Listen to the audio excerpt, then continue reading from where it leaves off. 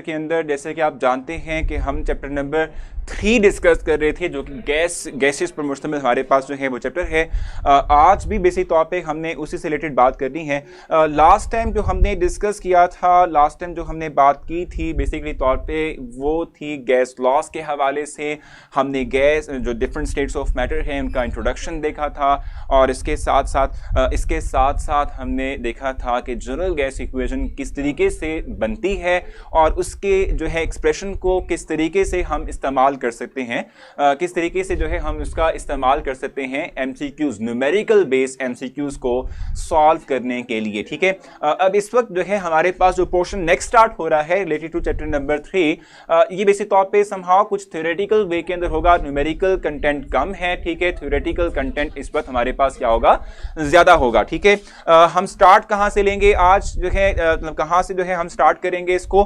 Basic तौर पे kinetic molecular theory of gases हमने पढ़नी है आज, और इसके साथ साथ हम कहते हैं कि हम पढ़ेंगे किस चीज को, हम पढ़ेंगे जो है जो रीजंस हैं कि why basically why gases behave ideally and non ideally, उसको भी हम आज के लेक्चर के अंदर ही डिस्क्राइब करेंगे। सो फर्स्ट जो है इनकी जो स्लाइड है, ठीक, इनकी स्क्रीन पर जो है इनको विजिबल कर दें। मैंने आप लोगों के लिए मॉर्निंग में स्लाइड्स को अपलोड भी कर दिया था और इसके साथ साथ पोस्ट भी की थी, जिसके थ्रू जो है मैंने आपसे कहा था कि जो है आप लोग क्या करेंगे, वो जो क्या कहते हैं जो स्लाइड्स हैं, ठीक है, इनको गो थ्रू कर लेंगे ताकि आप लोगों को आसानी हो चीज़ों को लर्न करने के लिए। तो इनकी स्क्रीन पर आ चुका है एग्जैक्टली तो अब इस वक्त आप लोगों की स्क्रीन पर मौजूद है, ठीक है, जो कि मैं आप लोगों को इस वक्त दिखा रहा हूं, वो है काइनेटिक मॉलिक्यूलर थ्योरी, और इसमें जो डिफरेंट साइंटिस्ट हैं उनकी क्या कुछ कंट्रीब्यूशन रही है इस काइनेटिक मॉलिक्यूलर थ्योरी को बनाने के लिए। ठीक है, वो आप लोगों की इस वक्त स्क्रीन पर विजिबल है। जैसे कि फर्स्ट हमारे पास है, ठीक है, बर्नौली की हम बात कर लेते हैं, तो हम कहते हैं it is the founder of kinetic molecular theory. Faiza कह रही है सर आपने जो एमसीक्यू सॉल्व करके भेजे थे वो कैंपस जराब के किस फोल्डर में पड़े हुए हैं? फायजा जो मैंने कल का आप लोगों का टेस्ट, ना कल मतलब परसों जो मैंने आप लोगों का जो है टेस्ट लिया था उसको कंप्लीट सॉल्व करके, ठीक है, मैंने आप लोगों को जो है आप लोगों के लिए अपलोड कर दिया था, तो वो एमडीकैट टेस्ट जो फोल्डर है उसके अंदर होगा। जो वर्कशीट्स होती है वो हमेशा जो है एमडीकैट वर्कशीट के फोल्डर में रहेंगी, जो लेक्चर स्लाइड्स हैं वो एमडीकैट लेक्चर स्लाइड्स के फोल्डर में होंगे, और जो टेस्ट रिलेटेड मटेरियल है चाहे वो सॉल्व फॉर्म के अंदर हो चाहे वो हम जस्ट उसकी की आपको सेंड करें, वो हमेशा एमडीकैट जो हमारे पास टेस्ट फोल्डर है उसी के अंदर ही रहेगी। ठीक है, अच्छा, उसके बाद दूसरा हमारे पास है क्लॉजियस साइंटिस्ट, ठीक है, जिनके मुतालिक हम कहते हैं कि ये क्या है भाई, ये इन्होंने क्या किया था, इन्होंने काइनेटिक इक्वेशन, ठीक है, डिराइव की थी, ठीक है, और इसके साथ उस इक्वेशन के थ्रू यानी कि एमटी की जो इक्वेशन इन्होंने डिराइव की थी, मैथमेटिकल एक्सप्रेशन को डिराइव किया था, इसके थ्रू तमाम लॉस को जो है डिराइव किया था, उनको निकाला था, ठीक है, बाय यूजिंग द केएमटी, ठीक है, मैथमेटिकल एक्सप्रेशन। ठीक हो गया। और उसके बाद फिर हम कहते हैं कि मैक्सवेल हैं, जिन्होंने क्या किया था, जिन्होंने भाई जो distribution law of distribution of velocities हैं, ठीक है, वो प्रेजेंट की थी, वो हमें जो है वो प्रोवाइड की थी, ये एक्सप्रेशन मैथमेटिकल एक्सप्रेशन हमें प्रोवाइड किया था। सर आपने जो एमसीक्यू सॉल्व करके सेंड किए हैं उनमें से एमसीक्यू 3 और 4 का आंसर बिल्कुल रॉन्ग है भाई। महाज आप देखें जरा उसको, जो मैंने आपको एमसीक्यूज अपलोड किए हैं उसकी 2 फाइल हैं, एक फाइल में सिर्फ की दी है, दूसरे फाइल में मैंने उसे कंप्लीट सॉल्व किया है by using the mathematical expression, उसको सॉल्व करके दिखाया है।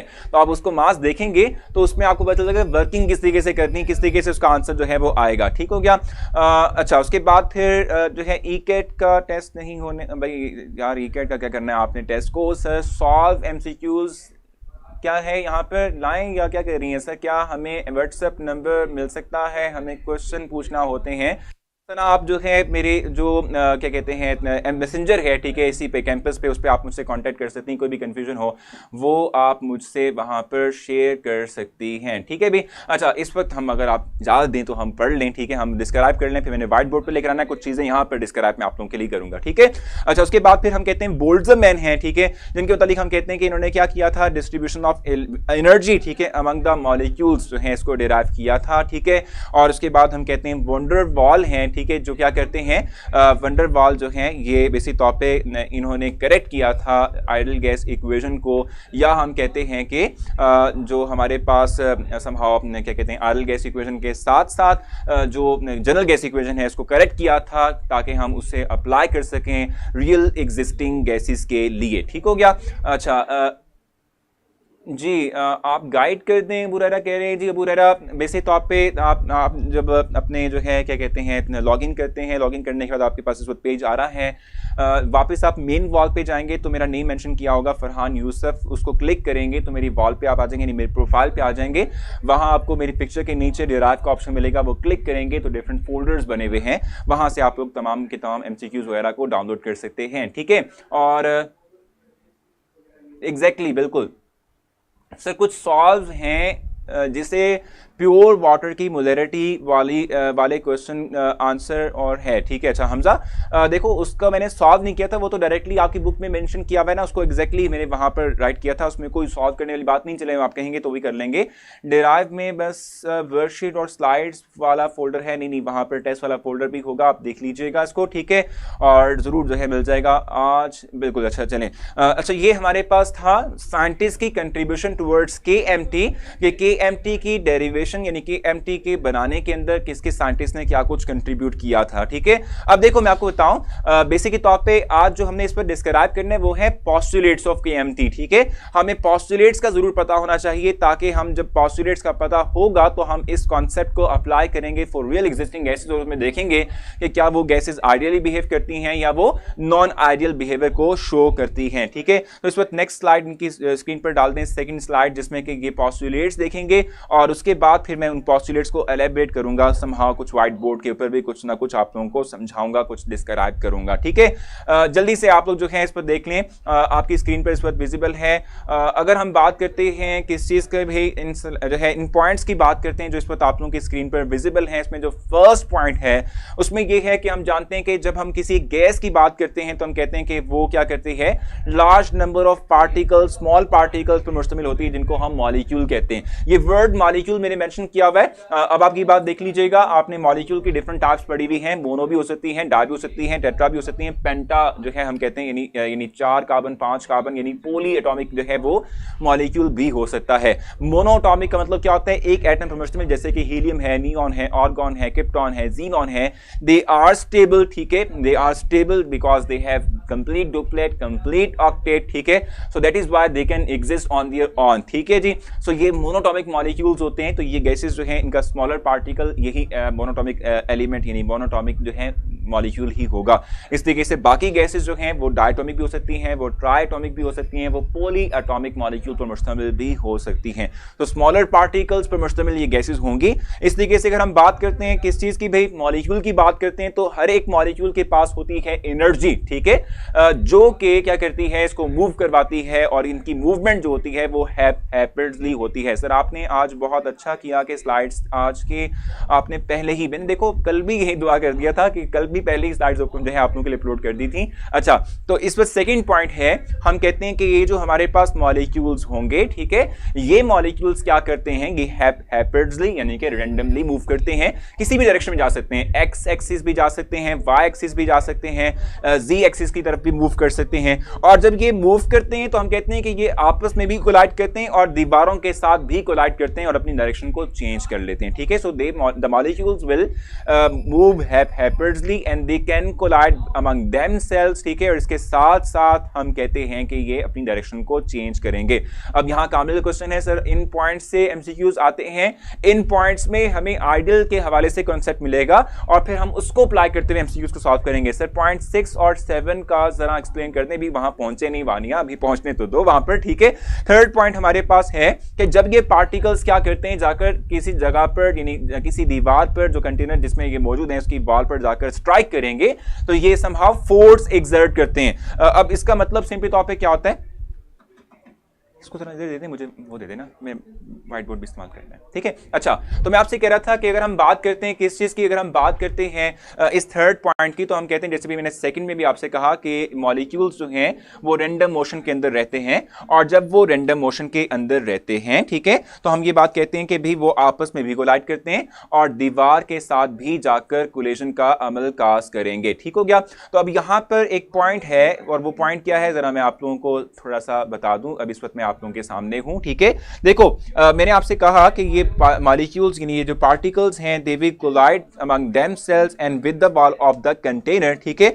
अब इसमें एक पॉइंट है जो कि हम इस वक्त जो है डिस्क्राइब करेंगे, जिनसे मुतल्लिक मैं आप लोगों को इस वक्त जो है समझाऊंगा, ठीक है। और वो क्या है, देखो फॉर एग्जांपल एक पार्टिकल मूव कर रहा है, और अगर वो पार्टिकल जाके किसी सरफेस पे स्ट्राइक करता है, तो हम ये बात जानते हैं ना, वो मोमेंटम कैरी कर रहा होता है, ठीक है। तो वो जाकर जब किसी एक पॉइंट पे स्ट्राइक करेगा, किसी एक जो है हम कहते हैं कि वॉल पे जाकर स्ट्राइक करेगा, तो हम कहते हैं वो उसके ऊपर फोर्स एक्सर्ट करेगा, और हम जानते हैं कि force per unit area is called as pressure, ठीक है। इसको हम प्रेशर का नाम देते हैं, force per unit area is called as pressure. इसको हम क्या कहते हैं, इसको हम प्रेशर का नाम देते हैं। सो जब भी पार्टिकल क्या करेंगे, किसी भी सरफेस पे जाकर स्ट्राइक करेंगे, तो they will always exert some force, and force per unit area is called as pressure। एक और बात आपको बता दूं, इसी पॉइंट के अंदर होगा, मैं वापस आपके पास पॉइंट लेकर आऊंगा, तो उसमें भी आप देख लेंगे। This is not included in syllabus, but we have to take concept, exactly we have to take concept because we have many क्या कहते हैं somehow many MCQs, ठीक है, which relate to the ideal and non-ideal behavior of gases, ठीक है। And if we never take the concept of AMT, we will never differentiate, we will never differentiate between ideal and non-ideal gases। हम concept ही नहीं पढ़ पाएंगे ideal और non-ideal का, किस तरीके से कोई गैस आइडियल या किस तरीके से कोई नॉन आइडियल गैस है बिहेव करती है, ठीक है। इसलिए हम पढ़ रहे हैं इसको, ठीक है। So force per unit area is called as pressure. इस तरीके से एक और मैं आपको बता दूं बात, वो ये है कि जब कोई पार्टिकल चलता है, मूव करता है और जाके किसी सरफेस पे स्ट्राइक करता है, तो एक और बात है कि उसकी जो कोलिजन होती है वो इलास्टिक इन नेचर होती है। अब ये इलास्टिक का मतलब सिंपली तौर पे क्या होता है कि जब भी कोई एक पार्टिकल मूव करेगा, किसी स्ट्राइक करेगा किसी सरफेस के ऊपर, तो ना तो ये पार्टिकल क्या करता है, अपने मोमेंटम को चेंज करता है, और ना ही हम कहते हैं कि वो पार्टिकल जो है, ठीक है, वो अपनी एनर्जी को लॉस करेगा। ये आइडियल सिनेरियो है। मैं आपको बताऊं कि रियल एग्जिस्टिंग गैसेस के लिए ये अप्लाई नहीं हो सकता। जब भी कोई पार्टिकल जाके स्ट्राइक करता है, वो समहाउ कुछ ना कुछ अपनी एनर्जी उसमें ट्रांसफर करता है।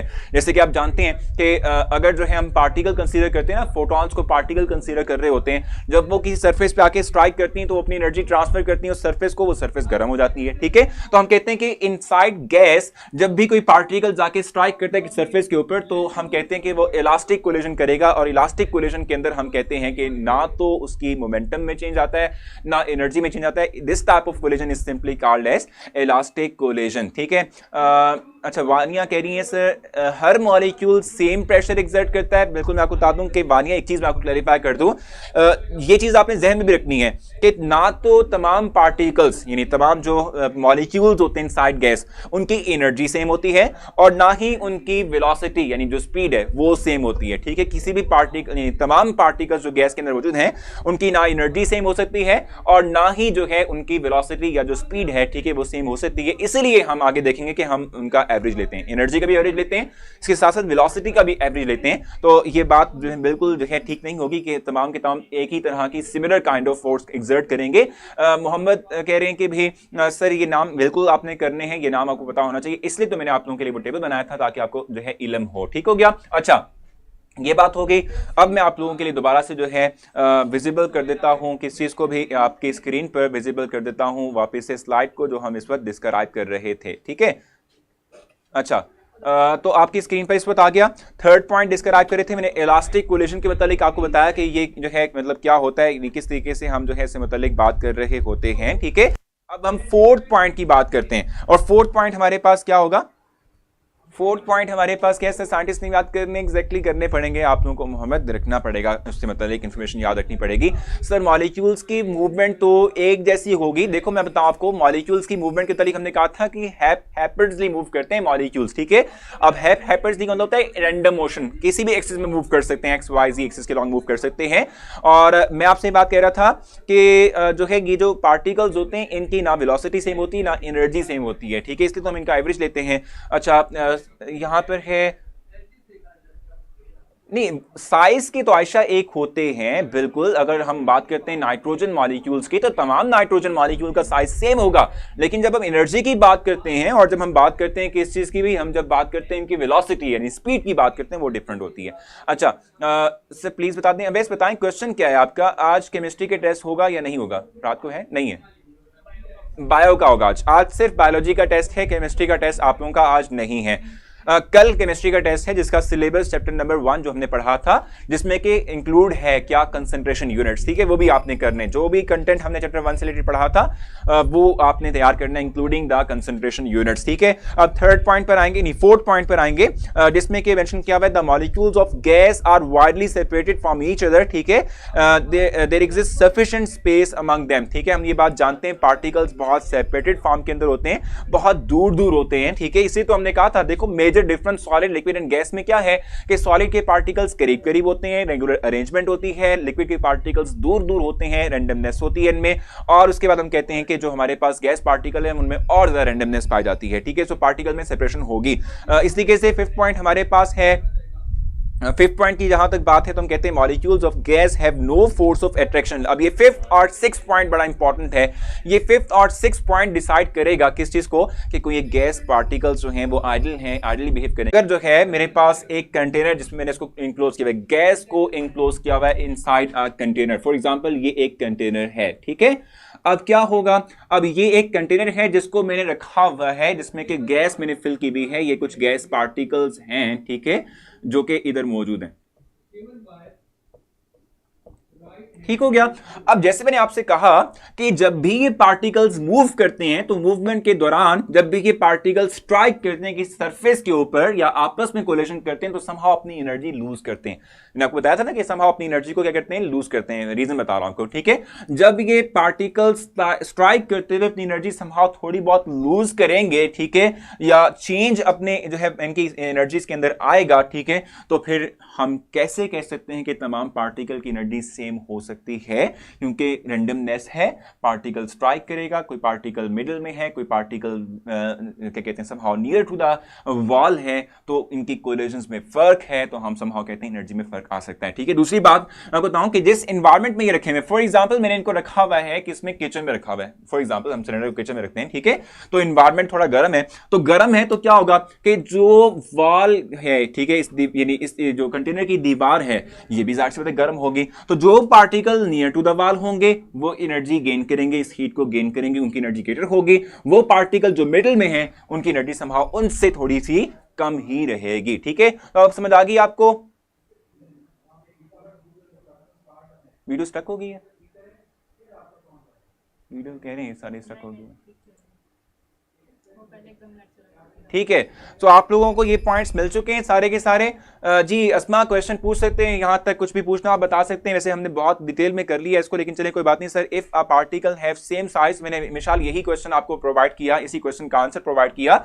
अगर मेरे पास एक गैस इनसाइड द सिलेंडर हो, ठीक है, तो हम ये बात जानते हैं कि particle will always move randomly, ठीक है, विल ऑलवेज मूव हैपर्डली, ठीक है। तो हम कहते हैं कि इनके मूवमेंट जो है चूंकि डिफरेंट डायरेक्शंस में है, इनकी तमाम पार्टिकल्स की जो नंबर ऑफ कोलिजन्स हैं वो सेम नहीं हो सकती, कुछ की जो है चूंकि ये जो मिडिल में है, ठीक है, उनकी कोलिजन्स समहाउ थोड़ी बहुत कम हो सकती हैं, जो particles near to the wall हैं वो जाके स्ट्राइक करेंगे। और आपसे कहा था जब भी पार्टिकल स्ट्राइक करते हैं तो समहाउ वो एनर्जी समहाउ थोड़ी बहुत रिलीज करते हैं, लूज करते हैं, और उसके बाद क्या होगा, जब ये पार्टिकल्स कोलिजन इनकी चूंकि सेम नहीं है तो एनर्जी के सेम हो सकती है, ठीक है। दूसरा मैंने पॉइंट आपसे कहा था, फॉर एग्जांपल ये सिलेंडर जिसमें मैंने गैस इंक्लोज की हुई है, ये मैंने किचन में रखा हुआ है। आप जानते हैं किचन का जो ओवरऑल टेंपरेचर होता है वो थोड़ा वार्म होता है, वो थोड़ा गर्म होता है, ठीक है। तो अगर आप जो है इस किचन के अंदर रखे हुए सिलेंडर की बात करते हैं तो जो इसकी वाल्स होंगी वो गर्म होंगी, ठीक है, थोड़ी सी हॉट होंगी, यानी उसका टेम्परेचर थोड़ा हाई होगा as compare to middle of the cylinder, ठीक है। अब क्या होगा कि जो पार्टिकल नियर टू द जो है वॉल है उनका टेम्परेचर जो है चूंकि वो डायरेक्टली मिस कर रहे हैं, डायरेक्टली जो है कोलाइड कर रहे हैं with the wall of the container, तो वो एनर्जी गेन करेंगे, उनकी एनर्जी में वेरिएशन आ जाएगी from the particles which are at the centre of the gas, ठीक है। तो इसलिए हम कहते हैं कि वेरिएशन होती है, ठीक है, क्योंकि रेंडमनेस है और पार्टिकल सेपरेटेड है, इसलिए इनमें रेंडमनेस वजह से हम कहते हैं कि समहाउ इनमें वेरिएशन होती है, ठीक है। सो सिस्टम पे क्या इफेक्ट होगा जब पार्टिकल्स कोलाइड करेंगे, ट्रांसफर करेंगे एनर्जी को, एग्जैक्टली एनर्जी को ट्रांसफर करेंगे, देखो आपस में पार्टिकल्स जो हैं वो स्ट्राइक करते हैं। मैं आपको बताऊं कि रेंडमनेस की वजह से, कोलिजन्स की वजह से जो ओवरऑल जो एनर्जी है, ठीक है, वो ट्रांसफर भी होती है और इसके साथ साथ हम कहते हैं कि जो इन्वायरमेंट है, ठीक है, उनमें एनर्जी के अंदर होमोजेनिटी भी डेवलप होती है अगर हमारा जो इन्वायरमेंट है उसका टेम्परेचर सेम रहे तो। लेकिन ये है कि पार्टिकल की एनर्जी वेरी करेगी। जी आपको समझ आ गया है? मोमिना कह रही है दोबारा से एक्सप्लेन कर दें, मोमिना बता दिया आपको समझ आ गई है इस वक्त या नहीं, क्लैरिटी मिल चुकी है? जी जी समझ आ गया आप लोगों को? जी वैसे आप क्वेश्चन पूछ सकते हैं। अच्छा नेक्स्ट हम चलेंगे आगे और इस वक्त जो है मैं नेक्स्ट पॉइंट आपको बताऊंगा। हर केस में जो है वाल हॉट होती है, देखो लाजमी नहीं है वैसे, हो सकता है हमारा जो इन्वायरमेंट है उसका टेम्परेचर कम हो, इलास्टिक कोलिजन इलास्टिक है, मगर देखो हाँ कर दो रमीज, हम भी बात करते हैं कि इलास्टिक कोलिजन तब होती हैं जब हम आयरल कंसीडर कर रहे होते हैं, आयरल सिनेरियो के अंदर हम बात कर रहे होते हैं। लेकिन हम जब बात करते हैं किस चीज़ की भी, हम जब रियल एग्जिस्टिंग गैसेस की बात करते हैं तो ये पॉइंट्स उन पर मोस्टली अप्लाई नहीं हो रहे होते डिफरेंट सर्कमस्टांसेस के अंदर।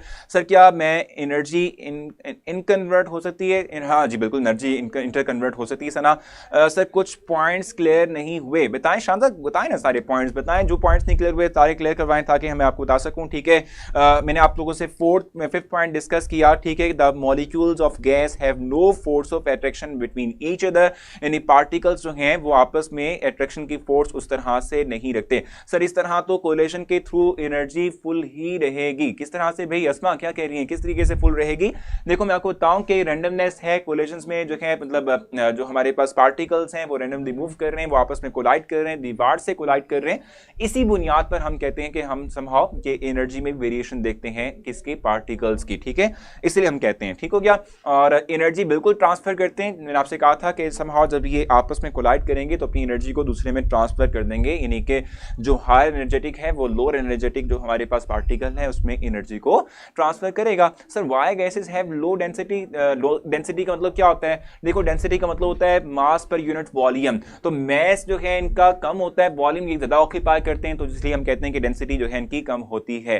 सर आप हाइट चेक कर दो, हाफ लेक्चर डन, ठीक है भाई। देखो मैं हमजा बताऊं कि क्वेश्चंस लेना भी जरूरी है क्योंकि फिर आप लोग कहते हैं क्वेश्चन नहीं लेते हैं, ठीक है भाई आगे चल सकते हैं। In ideal case little energy is, भाई अभी हम बात करेंगे, बिल्कुल आइडल केस में एनर्जी रिलीज नहीं होती, पार्टिकल्स की जो कोलिजन्स हैं वो इलास्टिक होती है, नॉन आइडल केस में नॉन इलास्टिक होती है, ठीक है भाई। अब आगे चलेंगे और एनर्जी लूज होती है, बिल्कुल ठीक है, आगे चलते हैं, ठीक है। नेक्स्ट हम बात करेंगे, नेक्स्ट पॉइंट जल्दी से, पॉइंट 5 मैंने डिस्क्राइब किया कि particles of the gas have no जो है अट्रैक्शन फोर्स, ठीक है। और दूसरा हम 6 पॉइंट कहते हैं the actual volume of the molecule of the gas is negligible as compare to the whole volume of the cylinder, ठीक है, यानी कि चूंकि सेपरेशन बहुत ज्यादा है पार्टिकल्स के दरमियान, तो हम कहते हैं कि इंडिविजुअल मॉलिक्यूल का जो वॉल्यूम होगा वो थोड़ा होगा, ओवरऑल बाकी जो है गैस के वॉल्यूम के निस्बत इसका वॉल्यूम बहुत थोड़ा होगा, बहुत कम होगा, ठीक है। मैं इसको थोड़ा सा इस पर वाइड आउट भी बता दूंगा, ठीक है। और उसके बाद फिर 7th पॉइंट है the motion imparted to the molecule by gravity. इसका मतलब सिंपली तौर पे क्या होता है कि देखो जैसे हम मूव कर रहे होते हैं, ठीक है, तो हम कहते हैं जब हम मूव करते हैं तो हमारे ऊपर ग्रेविटी का जो पुल है, ठीक है, वो अप्लाई होती है, हमारी जो मूवमेंट है, ठीक है, उसको हम समहाउ कहते हैं कि भाई उसको रिस्ट्रिक्ट करती है। लेकिन जो पार्टिकल्स हैं चूंकि वो बहुत छोटे साइज के, शान से मैं 7 पॉइंट ही जो है इस पर डिस्क्राइब कर रहा हूं, ठीक है। मैं आपसे कह रहा था कि जब पार्टिकल्स चूंकि बहुत छोटे हैं तो इन स्मॉलर पार्टिकल्स के ऊपर एज सच हम कहते हैं कि हमारे पास क्या होगा, जो ग्रेविटेशनल पुल है, ठीक है, वो अप्लाई नहीं होती, ठीक है, gravitational pull as such apply नहीं होती।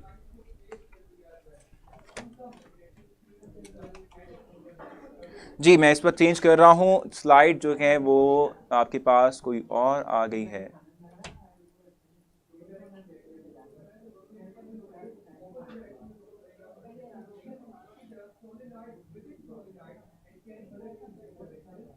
जी, आप लोगों की स्क्रीन इस वक्त मौजूद है, ठीक है। सो मैं आपसे बात कर रहा था कि जो हमारे पास 6 पॉइंट यानी 7 पॉइंट है, जिसकी मतलब हमने बात की कि हमारे पास पार्टिकल्स का साइज बहुत छोटा है, तो पार्टिकल्स के साइज छोटे होने की बुनियाद पर हम कहते हैं उस तरीके से ग्रेविटेशनल पुल अप्लाई नहीं होती, साइज छोटा होने की वजह से इनके ऊपर इफेक्ट नहीं होता ग्रेविटी का, ठीक है। और लास्ट जो पॉइंट हमारे पास है उसमें हम कहते हैं कि जो पार्टिकल्स यानी जो गैस हमारे पास है उसकी एनर्जी, काइनेटिक एनर्जी जो है वो टेम्परेचर के डायरेक्टली प्रोपोर्शनल होती है। जितना आप टेम्परेचर प्रोवाइड करते हैं, ठीक है, उतनी ही हम कहते हैं कि हमारे पास क्या होगा, उतनी ही जो है गैस पार्टिकल्स की एनर्जी ज्यादा होगी, ठीक है। यार मेहरबानी, वो साइड पे चेंज हो गई थी, थोड़ा सा रिवेट कर लो, कोई काम नहीं करना है, ठीक है जी। अच्छा, कोई पॉइंट जो इस वक्त रह गया? बिल्कुल, जो क्लॉसियस है ना उसने मैथमेटिकल एक्सप्रेशन जो है डिराइव किया था शरीका। कोई क्वेश्चन आपका रह गया हो जल्दी से बताएं इससे मतलब, लेकिन तो हम आगे चलेंगे सर, बट एग्री नहीं करते इसलिए चेंज कर दी। नहीं नहीं नहीं रमीजा, किस बात को मैं एग्री नहीं करता, जल्दी से बता दें इस बात को ना। चेंज तो नहीं की मैंने, वो स्लाइड वापस लिया क्योंकि वो जो है आगे चली गई थी। सर बता दें जी, शरीका जल्दी से बताएं सर। वीडियो क्वालिटी भी बढ़ाई है बट आज हर लेक्चर में वीडियो बहुत ब्लर है। हरीम, इसको वीडियो क्वालिटी को थोड़ा सा इन्हांस कर लें, हमारी तरफ से कोशिश हमारी होती है कि हम ओके रखें इस चीज़ को। पॉइंट नंबर 7 जल्दी से डिस्क्राइब करते हैं और लास्ट पॉइंट डिस्क्राइब करते हैं, उसके बाद मूव करेंगे नेक्स्ट आगे, ठीक है। 7 हमने कहा कि चूंकि पार्टिकल्स बहुत छोटे हैं, स्मॉल साइज के हैं, तो स्मॉल साइज के पार्टिकल्स पे ग्रेविटेशनल पुल ऐसा जो है नहीं अप्लाई होती, या हम कहते हैं इफेक्ट ग्रेविटी का उतना नहीं हो पाता, ठीक है। और जो लास्ट पॉइंट है जो कि 8 पॉइंट है, उसमें हम कहते हैं कि जो पार्टिकल्स यानी गैस बेसिक टॉप पे हमारे पास है, उसकी हम बात करते हैं कि उसको हम कहते हैं कि वो क्या है कि भी उसकी जो एनर्जी है, ठीक है, it is directly proportional to the temperature that we provide to the gas particles, ठीक हो गया, ठीक है भाई। अच्छा, अब उसके बाद हम आगे चल सकते हैं, नेक्स्ट पॉइंट मूव कर सकते हैं, नेक्स्ट की तरफ हम जा सकते हैं। अभी हमने एमसीक्यूज को भी डिस्कस करना है, अभी हमारे पास टाइम भी थोड़ा सा रह गया है, ठीक है, तो जल्दी से चलते हैं आगे। नेक्स्ट जो है हम कहते हैं कि हमारे पास जो है केएमटी के हवाले से मैंने आपसे कहा था कि क्लॉजियस ने क्या किया था, केएमटी की जो इक्वेशन मैथमेटिकल एक्सप्रेशन है, ठीक है, उसको डिराइव किया था, उसको दिया था हमें आमना के लिए लास्ट पॉइंट। तो लास्ट पॉइंट मैंने आपसे कहा कि जो हमारे पास किसी एक गैस की एनर्जी होती है ये डायरेक्टली प्रोपोर्शनल होती है जो हमने टेम्परेचर प्रोवाइड किया होता है। Real gases deviate from ideal behaviour eight low temperature and भाई अभी ऋषा उस पर पहुंच तो जाने दो, उस पर भी हम बात करेंगे, उससे मतलब अभी हमने डिस्कस करना है, ठीक है ऋषा, बेफिक्र रहो, उसमें हम बात करेंगे, ठीक है। अच्छा, सो मैं आपसे कह रहा था कि क्या है क्लॉजियस जो है साइंटिस्ट जिन्होंने हमें कहा था कि भाई क्या है जो उन्होंने मैथमेटिकल एक्सप्रेशन डिराइव किया था हमारे लिए, और उसके बाद मैक्सवेल ने law of distribution of velocities जो है वो दिया था, उसका मैथमेटिकल एक्सप्रेशन रखा हुआ है मैंने आपकी स्क्रीन पर। ये दो एक्सप्रेशंस आपको जरूर पता होना चाहिए, ठीक है, इन दो एक्सप्रेशंस को जरूर याद रखना है आपने, ठीक है। अब जैसे कि 8 पॉइंट जो हमने देखा था किसमें पोस्टुलेट्स ऑफ केएमटी के अंदर, कि किसी भी जो हमारे पास सिस्टम है, ठीक है, उसकी एनर्जी, किसी भी गैस की एनर्जी जहां तक हम बात करते हैं वो डायरेक्टली प्रोपोर्शनल होती है किस चीज के साथ, it is always directly proportional to the temperature, ठीक है, टेम्परेचर पे डायरेक्टली प्रोपोर्शनल होती है। तो यही बात यहां भी मैंने की हुई है इसके कंक्लूजन के अंदर कि हमेशा kinetic energy of the gas particle is always directly proportional to the temperature that we provide to the gas particles, ठीक हो गया। और अगर हम बात करते हैं किस चीज की भी, गैस की बात करते हैं या इवन लिक्विड की बात करते हैं, चूंकि गैस और लिक्विड के पार्टिकल्स में रेंडमनेस होती है, तो हम कहते हैं कि हमारे पास जो टेम्परेचर होगा लिक्विड या गैस पार्टिकल्स का, ठीक है, it is the measure of the average translational kinetic energy. ये चीज आपने ध्यान में रखनी है कि लिक्विड पार्टिकल्स हों या वो गैस पार्टिकल्स हों, उनमें जो मोशन होती है, जिस टाइप की मोशन वो शो करते हैं, वो कौन सी होती है, ट्रांसलेशनल मोशन को शो करते हैं, ठीक है। रेंडमनेस को उनका मतलब होता है कि ट्रांसलेशनल मोशन, जो सीधी लाइन की जो मोशन होती है इसको ट्रांसलेशनल मोशन कहते हैं, एक्स एक्सिस, वाई एक्सिस या जी एक्सिस के लॉन्ग ये कर सकते हैं। सो एवरेज ट्रांसलेशनल काइनेटिक जो एनर्जी है, ठीक है, इसको हम कहते हैं टेम्परेचर ऑफ द लिक्विड या टेम्परेचर ऑफ द गैस है, ठीक है। इसलिए सॉलिड की जहां तक बात है हम कहते हैं कि टेम्परेचर जो है it is the measure of the average vibrational energy, चूंकि हम जानते हैं कि वो सिर्फ और सिर्फ वाइब्रेशनल मोशन को ही शो करेंगे, तो जो उनकी वाइब्रेशनल काइनेटिक एनर्जी होगी उसके इक्वल होगा हमारे पास सॉलिड का टेम्परेचर। ठीक हो गया। और ये बात आपने ध्यान में रखनी है कि जब भी हम क्या बात करते हैं भी, हम कहते हैं hotter body to the colder body जो है वो एनर्जी ट्रांसफर होती है, हीट फ्लो करती है, वो किस वजह से होती है कि मॉलिक्यूल्स जो हैं वो एनर्जी कैरी करते हैं, और जब वो स्ट्राइक करते हैं दूसरे मॉलिक्यूल के साथ तो अपनी एनर्जी को दूसरे में ट्रांसफर करते हैं, और उसके थ्रू क्या होता है कि एक एंड से दूसरे एंड पर एनर्जी ट्रांसफर होती है। मैं आपको बताऊं कि ये जो पॉइंट इस वक्त मैं आप लोगों को बता रहा हूं, ठीक है, ये समहाउ वही पॉइंट जो कि मैंने आप लोगों को बताया था कि जिसमें मैंने आपसे कहा था कि जो पार्टिकल्स हैं उनकी कोलिजन इलास्टिक की नेचर होती है, उसको वायलेट कर रहा है। ठीक है, समहाउ किस तरीके से, क्योंकि आप ये बात जानते भी हैं। लेट्स सपोज मेरे पास एक जो है लोहे का रॉड है, अगर मैं इसके एक तरफ उसको आग में जो है गर्म करूंगा तो उसकी हीट दूसरे में फ्लो करेगी। रीजन क्या है, जो पार्टिकल इनसाइड द जो मेटल मौजूद है वो आपस में स्ट्राइक करते हुए एक एंड से एनर्जी को दूसरे एंड में ट्रांसफर करते हैं। सो ये कुछ कंक्लूजन्स थी जो हमने ड्रॉ की हैं इस पूरे के पूरे पॉइंट को लेते हुए। क्वेश्चन आप तो बताएंगे नहीं, तो हम आगे चलते हैं और अब हम बात करेंगे आइडियल गैसेस की बात करेंगे और नॉन आइडियल गैसेस की बात करेंगे। अच्छा, फिफ्थ पॉइंट हमारे पास क्या था? फिफ्थ पॉइंट में हमने जो डिस्कस किया था वो ये था कि मॉलिक्यूल्स के दरमियान आपस में कोई खास फोर्स ऑफ अट्रैक्शन नहीं होती।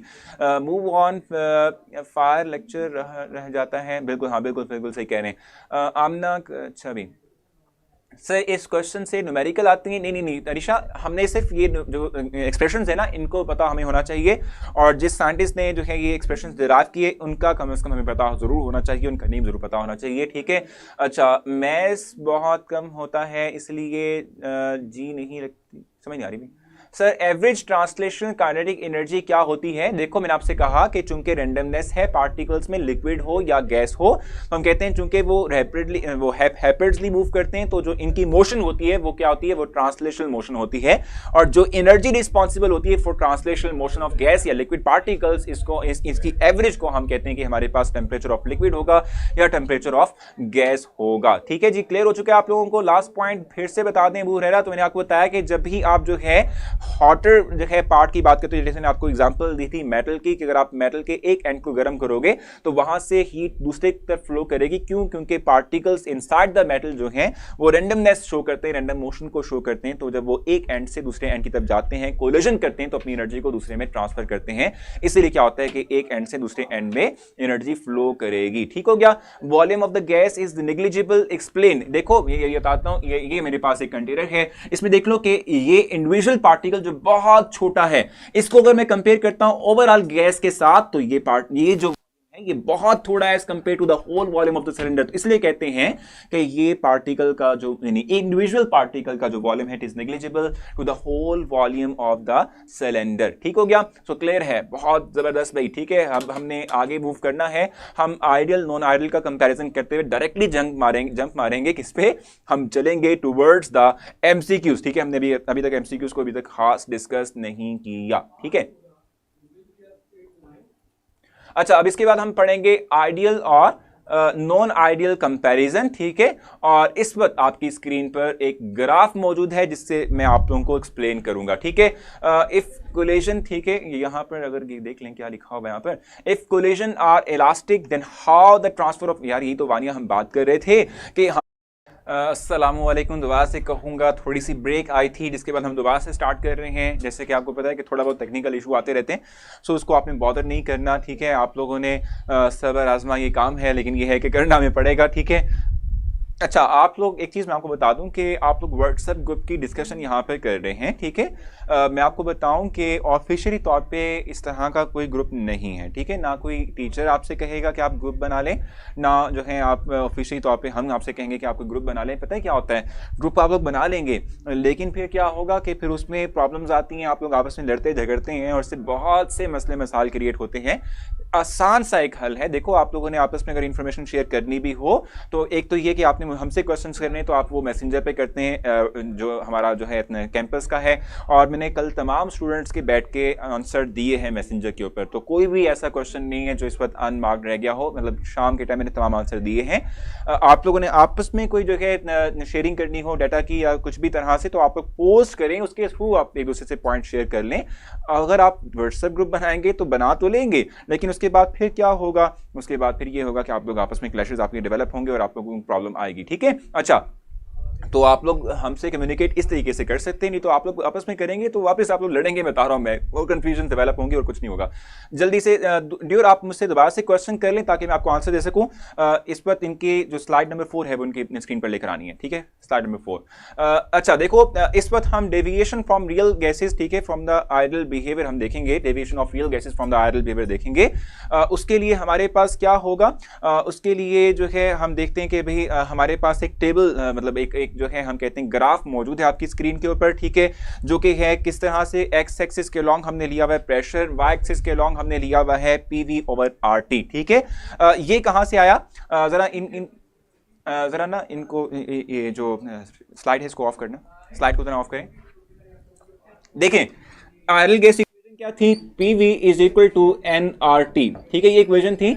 अब देखो अगर हम क्या करते हैं जी, PV is equal to nRT, ये जनरल गैस इक्वेशन जिसको हम आइडल गैस इक्वेशन कहते हैं, अगर जो है हम इसको भी इधर ले आते हैं तो क्या होगा, PV over NRT equals to 1 होना चाहिए, ठीक है जी।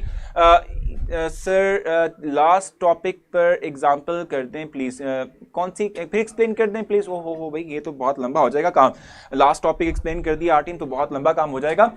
जो भी कंफ्यूजन आपको आ रही है आप वापस से लेक्चर लेना आरटीएम, ठीक है, वहां कंफ्यूजन आए तो डायरेक्टली मुझे मेरी किसी पोस्ट पे क्वेश्चन कर देना या उस पे मैसेंजर पे जो है कर देना, मैं आपको बता दूंगा, ठीक है। थोड़ा सा ब्रीफ इंट्रोडक्शन दूं कि मैंने सिर्फ और सिर्फ केएमटी जो है उसके पॉस्टुलेट्स पढ़ाए थे, और उसके बाद फिर जो है हमने उसके कंक्लूजन्स ड्रॉ किए थे कि किसी भी गैस की बात करते हैं तो उसकी एनर्जी डायरेक्टली प्रोपोर्शनल होती है टू द एब्सोल्यूट टेंपरेचर, ठीक है। दूसरा मैंने आपसे कहा था कि जो है जो कंक्लूजन हमने ड्रॉ की थी उसमें हमने कहा था कि गैस पार्टिकल्स की जहां तक बात है उसका टेंपरेचर क्या होता है, it is the measure of average translational kinetic energy. क्यों, क्योंकि पार्टिकल्स लिक्विड के हों या गैस के हों, हम कहते हैं कि वो रैंडम मोशन के अंदर रहते हैं, और रैंडम मोशन को ट्रांसलेशनल मोशन कहते हैं। जो एनर्जी रिस्पॉन्सिबल है उस ट्रांसलेशनल मोशन के लिए उसको ट्रांसलेशनल काइनेटिक एनर्जी का नाम देते हैं, ठीक है। और सॉलिड की जहां तक बात है, पार्टिकल सिर्फ और सिर्फ हम कहते हैं कि हम जो है क्या कहते हैं भाई उनमें से वाइब्रेशनल मोशन होती है तो उनकी जो एनर्जी वाइब्रेशनल काइनेटिक एनर्जी है वो उनके टेंपरेचर को डिफाइन करेगी। ये मैंने कहा था। फ्लो ऑफ एनर्जी होती है from one end to the other end, वो इसलिए होती है कि पार्टिकल्स मूव जो है वो आपस में क्या करते हैं, पार्टिकल्स आपस में स्ट्राइक करते हैं, अपनी एनर्जी को दूसरे एनर्जी में ट्रांसफर करते हैं, दूसरे पार्टिकल के अंदर ट्रांसफर करते हैं, तो इसलिए क्या होता है एनर्जी फ्लो करती है या हीट फ्लो करती है from one end to the other end, ठीक हो गया। अब मैं आपसे कह रहा था कि ये हमारे पास जनरल गैस इक्वेशन है, इसमें अगर मैं एनआरटी को दूसरी तरफ लेके जाऊं तो इसके थ्रू मेरे पास यहां 1 आना चाहिए, इसको हम लिखते हैं जी, और ये कहलाता है कंप्रेसिबिलिटी फैक्टर। यही आप यहां भी देखेंगे, कंप्रेसिबिलिटी फैक्टर जो है इसको हम कहते हैं, और इसी कंप्रेसिबिलिटी फैक्टर के हवाले से हम बात करेंगे कि ये वो मेजर पॉइंट है जिसके थ्रू हम डिफाइन कर सकते हैं कि कोई एक गैस जो है वो आइडियली बिहेव कर रही है या वो नॉन आइडियली बिहेव करेगी, ठीक है। सो इसी हवाले से जो है मैं आप लोगों को इस वक्त आपकी स्क्रीन पर डिस्प्ले करूंगा, ठीक है, कुछ पॉइंट्स जो कि आप लोगों की मतलब ग्राफ जो कि आप लोगों की स्क्रीन पर इस वक्त विजिबल होगा, जिसके थ्रू आप लोग लर्न करेंगे, जिसके थ्रू आप लोगों को ये चीज क्लैरिफाई हो जाएगी। जी, तो इस वक्त आपकी स्क्रीन पर विजिबल है। ये वो 2 ग्राफ हैं जिसके थ्रू आप लोग जो है क्या करेंगे, जिसके थ्रू आप लोगों को जो है पता चलेगा कोई गैस आइडियल है या वो नॉन आइडियल है।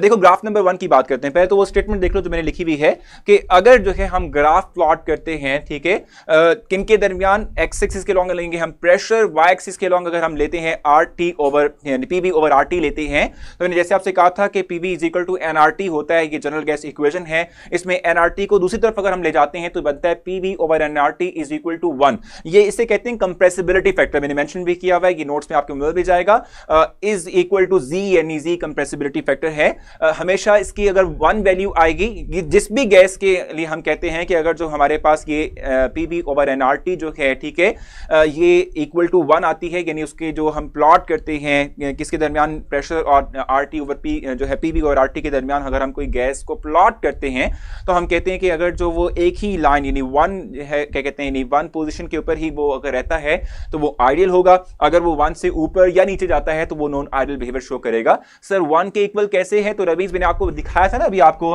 कि अगर आप PV is equal to NRT की बात करते हैं, अगर आप जो है इक्वेशन के एक तरफ वाली वैल्यू को सारा उठा के दूसरी तरफ ले आएंगे तो वहां के बच जाएगा, सिर्फ 1 बच जाएगा। या ये भी आप कर सकते हैं ना कि PV is equal to NRT है तो इसमें आप दोनों एंड्स पर एनआरटी से डिवाइड कर दें तो पीवी और एनआरटी एक तरफ रह जाएगा, एनआरटी एनआरटी से कैंसिल आउट होते हुए जस्ट 1 रह जाएगा, तो इसलिए 1 आता है। Why you do extra chatting, भाई ये तो गलत है, समा बिल्कुल ऐसा नहीं करना चाहिए, ठीक है। अच्छा मैं आपसे कह रहा था 1 के इक्वल सपोज नहीं करते रमीज, एग्जैक्टली आता है। मैंने आपसे कहा था P B is equal to NRT में एनआरटी से दोनों तरफ डिवाइड कर लो, खुद ब खुद आपको आ जाएगा, आपको दिख जाएगा। ठीक है, इस वक्त पहला जो ग्राफ आपकी स्क्रीन पर है वो 0 डिग्री सेंटीग्रेड, जिसको 273 केल्विन भी कहते हैं। ठीक है, ये है। ठीक है, और दूसरा ग्राफ आपके लिए 100 डिग्री सेंटीग्रेड, जिसको 373 केल्विन कहते हैं।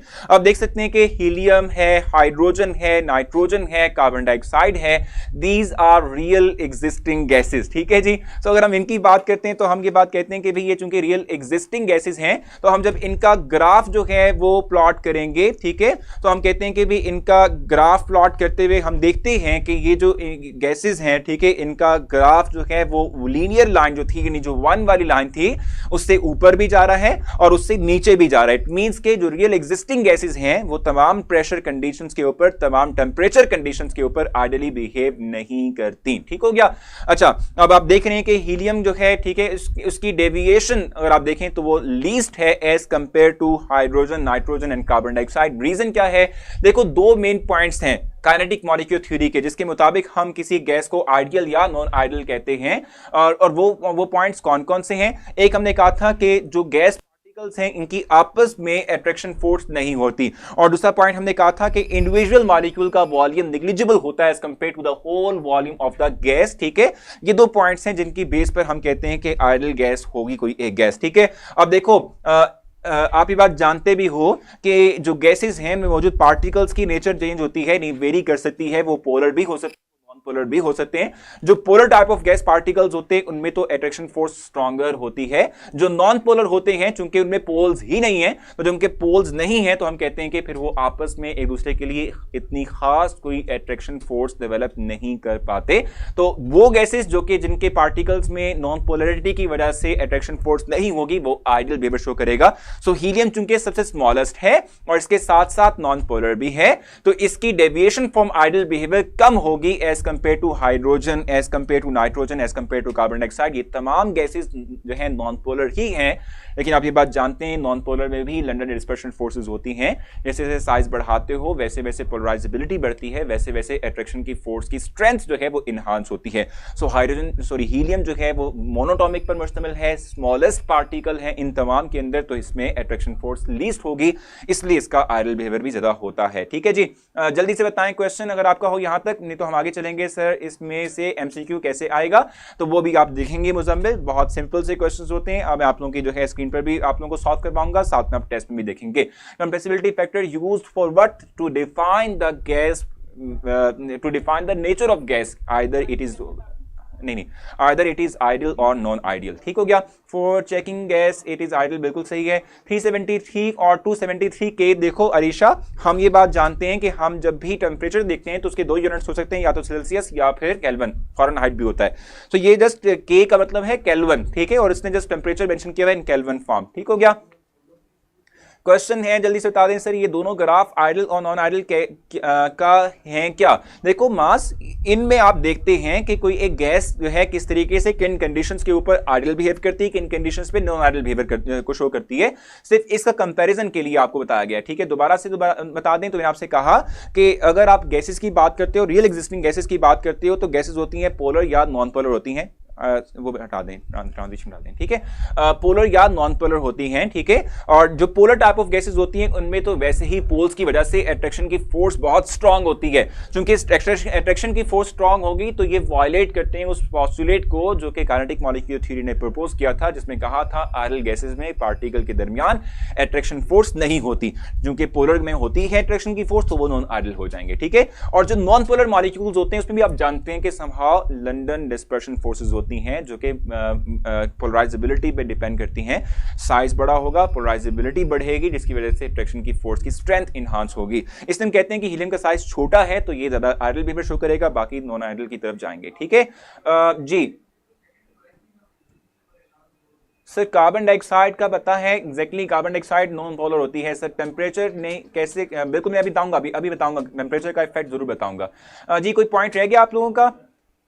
अच्छा, इसमें देखो दो ग्राफ थे, अभी इनको वापस ग्राफ दिखा दें। इनमें दो ग्राफ थे, एक था 0 डिग्री सेंटीग्रेड पर और एक था 100 डिग्री सेंटीग्रेड पर। 0 पे आप देखते हैं डेविएशन ज्यादा थी, आप देख भी रहे हैं कि जो ग्राफ हैं वो दूर जा रहे हैं फ्रॉम वन पोजीशन, ठीक है। और अगर आप दूसरे ग्राफ पे देखो, बिल्कुल ग्राफ समझा रहा हूं शरीका, आप फोकस करें जल्दी से, शाबाश, समझ आ जाएगी आपको, ठीक है। तो जो हम कहते हैं जो हाई टेम्परेचर है उस पे जो लाइंस हैं वो टुवर्ड्स वन, यानी टुवर्ड्स वन मूव करती है, यानी हम कहते हैं नॉन आइडियलिटी कम होती है और गैसेस की आइडियलिटी बढ़ती है। मैं उसकी रीजन आपको इस वक्त व्हाइट बोर्ड पे समझाऊंगा, अभी समझाऊंगा, ठीक है। जैसे आप पहले ग्राफ देख लें, मैं आपसे कहता हूं कि जब हम क्या करते हैं लोअर टेम्परेचर की बात करते हैं तो लोअर टेम्परेचर के ऊपर जो है नॉन आइडियलिटी ज्यादा होती है, आइडियल बिहेवियर से डेविएशन ज्यादा है। हाई टेम्परेचर पे ये कम है डेविएशन। रीजन क्या है मैं आपको व्हाइट बोर्ड पे समझाऊंगा। ट्रांजिशन हटा दें, देखें जरा आगे व्हाइट बोर्ड। अच्छा देखें जरा, देखो मैं आपसे कहूं कि जब टेम्परेचर जो है वो क्या होता है, लोअर होता है। देखो हम ये बात जानते हैं कि energy of the particle is directly proportional to temperature, ठीक है। टेम्परेचर की हम कहते हैं कि टेम्परेचर के डायरेक्टली प्रोपोर्शनल है एनर्जी। कार्बन डाइऑक्साइड का ग्राफ देखो, मैं बताता हूं, अभी अभी वापस फिर हम वापस आएंगे वहां पर, फिर बता दूंगा मैं आपको, ठीक है। टेम्परेचर जो है वो डायरेक्टली प्रोपोर्शनल है एनर्जी के। जब आप किसी गैस के टेम्परेचर को कम कर दोगे तो क्या होगा, टेम्परेचर कम करने से क्या होगा कि जो एनर्जी है, ठीक है, गैस पार्टिकल्स की वो कम हो जाएगी। जब energy of the gas particles कम होगी तो क्या होगा कि उनकी मूवमेंट स्लोअर हो जाएगी, थोड़ी हो जाएगी, ठीक है, हम कहते हैं रिस्ट्रिक्टेड हो जाएगी, ठीक है। इसकी वजह से क्या होता है कि जब मूवमेंट स्लो होती है तो मूवमेंट स्लो होने की बुनियाद पर वो पार्टिकल्स और ज्यादा अट्रैक्ट करना शुरू कर देंगे एक दूसरे को। देखो मेरी बात सुनो, एक पार्टिकल जो है वो यहां पर है, लेट्स सपोज ये है, एक पार्टिकल ये है, ये आपस अब ये मूव कर रहे हैं, ठीक है, ये क्या कर रहे हैं, मूव कर रहे हैं। अगर ये मूवमेंट ही जारी रखेंगे तो क्या इनमें आपस में अट्रैक्शन की फोर्स डेवलप हो सकती है? मुमकिन ही नहीं, क्योंकि मूव जो कर रहे हैं करीब ही नहीं आ रहे, मूव कर ही जा रहे हैं। अगर मैं इनकी एनर्जी कम कर देता हूं टेम्परेचर के कम करने से तो उनकी मूवमेंट स्लो हो गई। जब मूवमेंट स्लो हुई तो अब ये अट्रैक्शन की फोर्स एक दूसरे पे अप्लाई कर सकते हैं, अट्रैक्शन की फोर्स बढ़ जाएगी। समझ आ गई आप लोगों को? सो जब भी हम टेम्परेचर लोअर करते हैं एनर्जी कम होती है, एनर्जी कम होने से क्या होता है, पार्टिकल्स की मूवमेंट स्लोअर हो जाती है, आपस में अट्रैक्शन की फोर्स स्ट्रॉन्गर हो जाएगी, ठीक है। और जब अट्रैक्शन की फोर्स स्ट्रॉन्ग होगी तो वो पॉस्टुलेट जो कहता है कि आइडियल गैसेस में अट्रैक्शन फोर्स नहीं होती, वो गया, तो गैस नॉन आइडियल पर आ गई। So at low temperature, lower temperature gas क्या करती है, नॉन आइडियल की तरफ चली जाती है, ठीक है। लोअर टेम्परेचर पे क्या होता है, गैसेस जो हैं वो नॉन आइडियल हो जाती हैं। मैं यहां मेंशन कर देता हूं आपके लिए, वही हमने समराइज भी किया हुआ है आगे जाते हुए। यहां एक और पॉइंट भी राइट करेंगे, नॉन आइडियल, ठीक हो गया। क्योंकि टेम्परेचर लोअर किया, एनर्जी कम हुई, अट्रैक्शन फोर्स बढ़ गई, और जब अट्रैक्शन फोर्स बढ़ी तो जो गैस का जो ओवरऑल वॉल्यूम है वो कम होगा। अब इंडिविजुअल मॉलिक्यूल का वॉल्यूम नेग्लिजिबल नहीं रहेगा as compare to the whole volume of the gas, तो वो पॉस्टुलेट भी गया, तो नॉन आइडियल आ गया, ठीक है। अगर आप क्या करते हो, लोअर टेम्परेचर की बात करो, फिर ये होगा, अगर आप हाई प्रेशर कर देते हो, हाई प्रेशर कर देते हो, फिर क्या होगा, आप गैस को कंप्रेस कर रहे हो प्रेशर अप्लाई करते हुए, तो गैस पार्टिकल्स करीब आ जाएंगे। जब गैस पार्टिकल्स करीब आएंगे फिर वापस अट्रैक्शन की फोर्स, जब अट्रैक्शन की फोर्स डेवलप हुई वापस वही केएमटी का पॉस्टुलेट गया, तो फिर नॉन आइडियल गैस आ गई, ठीक है। इस तरीके से जब आप प्रेशर अप्लाई करते हो तो डिस्टेंस कम होगा, वॉल्यूम कम होगा, आप इंडिविजुअल मॉलिक्यूल के वॉल्यूम को negligible नहीं कह सकते as compared to the whole volume of the cylinder. So at lower temperature and high pressure gases always behave non-ideal. Question पूछेंगे आप जल्दी से यहां तक, फिर वापस आएंगे उस पे ना। अभी देखो अरीशा, अभी बात कर रहे हैं, अभी मैं हाई टेम्परेचर पे आऊंगा, ठीक है। लोअर टेम्परेचर पे देख लो, अभी हम बात करते हैं आइडियल की भी। नॉन पोलर अगर 1 से अप है एंड डाउन होंगे तो नॉन आइडियल बिहेवियर होगा। एग्जैक्टली अली हम यही बात कर रहे हैं। टेम्परेचर बहुत ज्यादा बढ़ा कर नॉन आइडियल में चेंज कर सकते हैं। सब यही हम डिस्कशन इस वक्त हम कर रहे हैं, ठीक है भाई। अब मुझे बताओ कि यहां तक कोई कंफ्यूजन रह गई हो तो मुझे बताएं जल्दी से, शाबाश, जल्दी से। क्वेश्चन यहां तक है तो पूछें। अब मुझसे क्वेश्चन पूछें, क्योंकि इस वक्त जो है मुझे आप लोगों के कमेंट्स डिस्प्ले भी हो रहे हैं तो मैं आप लोगों का आंसर दे पाऊंगा। पहले सिर्फ मेरा फोकस यहां पर था। अब हम आते हैं towards the high temperature and low pressure. High temperature, ठीक है, और लो, यहां हमने हाई किया था, यहां हम करेंगे लो प्रेशर। अब इस पे आ जाते हैं, फिर अरीशा और तमाम लोगों का यहां पर आ भी जाएगा। ठीक हो गया, क्लियर होगी, कंफ्यूजन समझ आ गई भी, बहुत जबरदस्त हो गया। वॉल्यूम कंपैरिजन बता दें, वॉल्यूम कंपैरिजन भी अभी देखते हैं ना, अभी देख लेते हैं। ठीक हो गया, अच्छा प्लीज वेल वाला रिपीट कर दें, कौन सा वाला हाजरा, पहला या दूसरा? अभी दूसरे पे आ रहे हैं तो उसमें पहला भी क्लियर हो जाएगा आप लोगों को। ठीक है भी, Vania volume molecule compare to the volume of the gas, अभी हम बात कर लेते हैं भाई। इस पे देखो, अगर आप टेम्परेचर हाई करते हो तो फिर क्या है, temperature is directly proportional to energy. जब आप टेम्परेचर बढ़ाते हो तो गैस के अंदर जो पार्टिकल्स हैं उनकी एनर्जी बढ़ेगी। जब गैस के पार्टिकल्स की एनर्जी बढ़ी तो वो आपस में भी कोलाइड करेंगे, दीवारों से भी कोलाइड करेंगे, और दीवारों और आपस में कोलाइड करने से क्या होगा कि volume of the gas will expand. ठीक है, क्या होगा, वॉल्यूम जो है वो क्या कर देगा, वो एक्सपेंड कर देगा। ठीक है, वॉल्यूम क्या कर जाएगा भाई, एक्सपेंड हो जाएगा। ठीक है, जब वॉल्यूम टेम्परेचर के इंक्रीज करने से हाई हुआ तो दो चीजें होंगी, एक तो ये हो जाएगा कि पार्टिकल्स जो हैं, ठीक है, क्योंकि वॉल्यूम बढ़ चुका है गैस का, तो हम इंडिविजुअल पार्टिकल के वॉल्यूम को कह सकते हैं कि it is negligible as compare to the whole gas volume. और दूसरी बात ये कि जब पार्टिकल्स जो हैं उनकी एनर्जी बढ़ेगी, कोलिजन्स बढ़ जाएंगी। जब कोलिजन्स बढ़ जाएंगी तो हम कहते हैं कि फिर क्या होगा कि वो दूर दूर जाएंगे। जब दूर दूर जाएंगे तो उनमें अट्रैक्शन की फोर्स कम हो जाएगी। तो इस केस इन दोनों के अंदर गैस आइडियली बिहेव करेगी। समझ आई आप लोगों को इस बात की? जब आप टेम्परेचर को इंक्रीज करते हैं तो फिर क्या होगा, जब टेम्परेचर को इंक्रीज करेंगे बिसना बिल्कुल स्लो और स्लो हो जाते हैं। ठीक है, तो मैं आपसे कह रहा था कि by increasing the temperature the energy of the particle will increase. जब पार्टिकल की एनर्जी बढ़ेगी तो फिर क्या होगा, कोलिजन्स में इजाफा होगा। जब कोलिजन्स बढ़ती हैं तो गैस एक्सपेंड करती है, वॉल्यूम रेस करता है। जब वॉल्यूम इंक्रीज करता है तो इंडिविजुअल मॉलिक्यूल का वॉल्यूम फिर निग्लिजिबल हो जाता है as compare to the whole volume of the gas. समझ आई इस बात की? दूसरा पॉइंट था, जब कोलिजन्स बढ़ेंगी तो हम कहते हैं कि भाई क्या होगा, डिस्टेंस बढ़ेगा बिटवीन द पार्टिकल। जब डिस्टेंस बढ़ेगा तो हम कहते हैं कि फिर अट्रैक्शन की फोर्स कम हो जाएगी।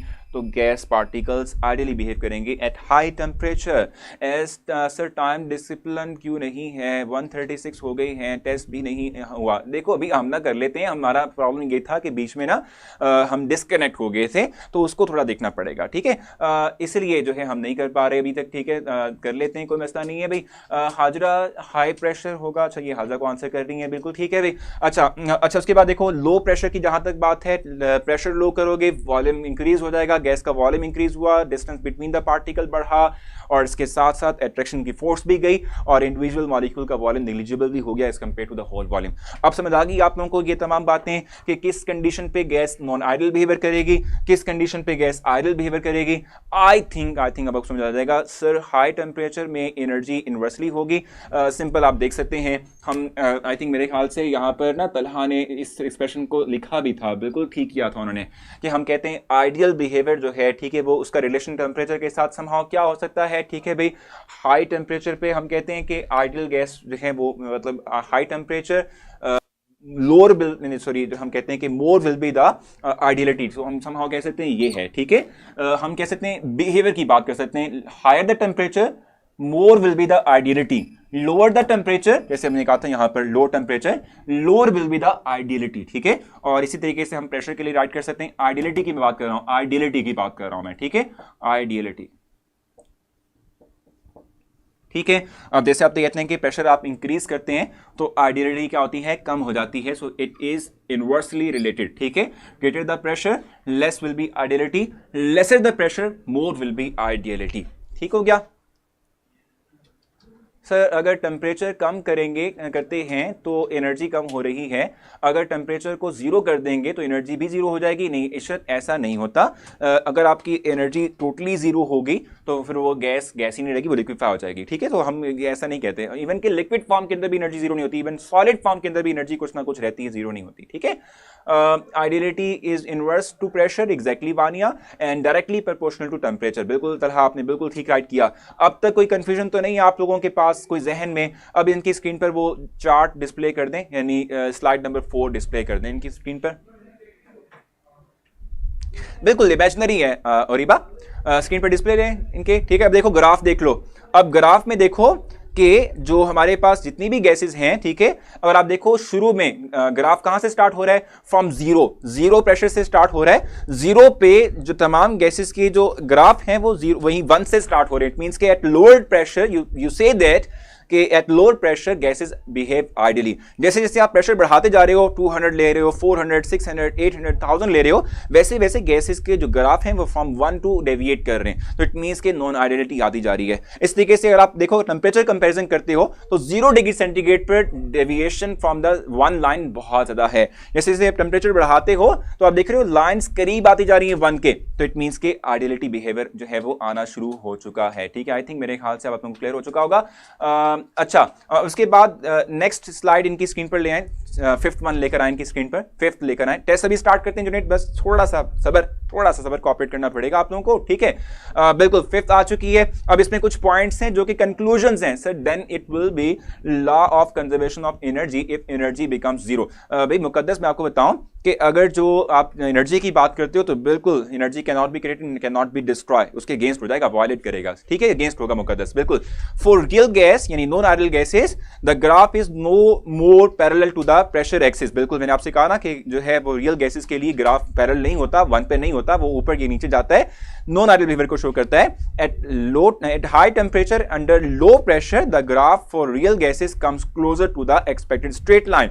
यानी हम कहते हैं कि जो हाई टेम्परेचर है और जो लो प्रेशर है उस पे गैसेस जो हैं वो संभव आइडियल बिहेवियर को शो करती हैं। मोना कह रही है सर गैस ज्यादा आइडियल है, नहीं देखो मोना, कार्बन डाइऑक्साइड, नाइट्रोजन और इवन के हीलियम और हाइड्रोजन गैसेस में हीलियम सबसे ज्यादा आइडियल होती है और कार्बन डाइऑक्साइड चूंकि इनमें सबसे लार्जर साइज की है तो पोलराइजेबिलिटी ग्रेटर होने की बुनियाद पर सबसे लीस्ट आइडियल वो होगी इन तमाम के अंदर। ठीक हो गया। अब उसके बाद gases ideal at low pressure and non ideal at high pressure, मैंने आपको रीजन प्रोवाइड कर दी। ठीक है, gases ideal eight high temperature and non ideal at low pressure, मैंने आपको रीजन प्रोवाइड कर दी और वही 2 रीजंस नीचे भी मेंशन की हुई हैं। ठीक है जी, तो ये पॉइंट्स भी क्लियर है आप लोगों को, ये मैंने आप लोगों को यहां पर व्हाइट बोर्ड पे समझा भी दिए थे ताकि आपको क्लैरिटी मिल सके, क्योंकि इससे रिलेटेड जो है हम कहते हैं कि एमसीक्यूज आपके पास आएंगे। जी क्लियर हैं? तो एक छोटे से पॉइंट्स रह चुके हैं, इवेपोरेशन को हम जस्ट डिफाइन करेंगे और उसके बाद फिर आप लोगों का टेस्ट जो है आपकी स्क्रीन पर आ जाएगा।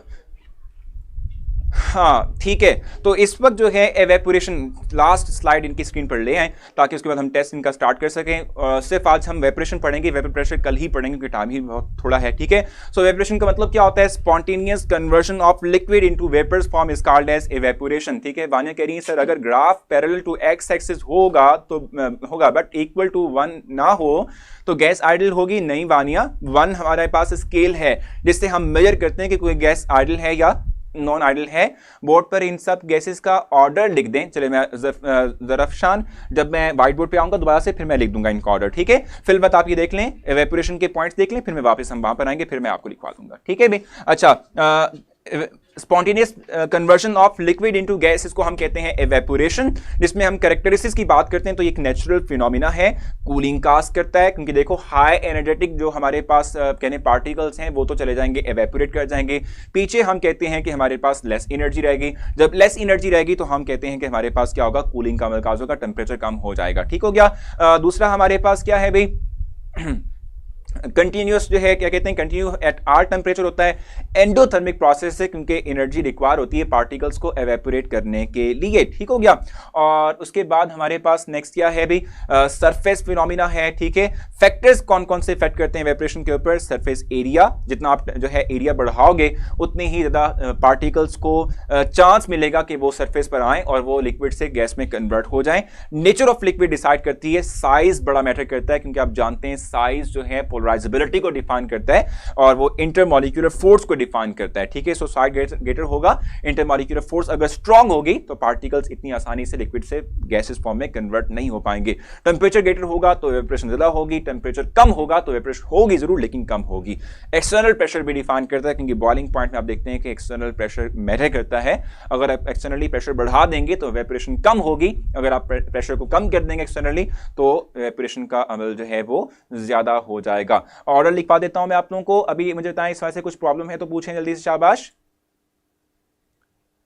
जी, यहां तक मुझसे कुछ पूछना आप मुझसे पूछें, नहीं तो मैं इस जो है स्क्रीन को क्लियर करूंगा, व्हाइट बोर्ड पे आऊंगा और आपको ऑर्डर मेंशन करवाऊंगा, क्योंकि आप लोग कह रहे हैं ऑर्डर लिखवा दें।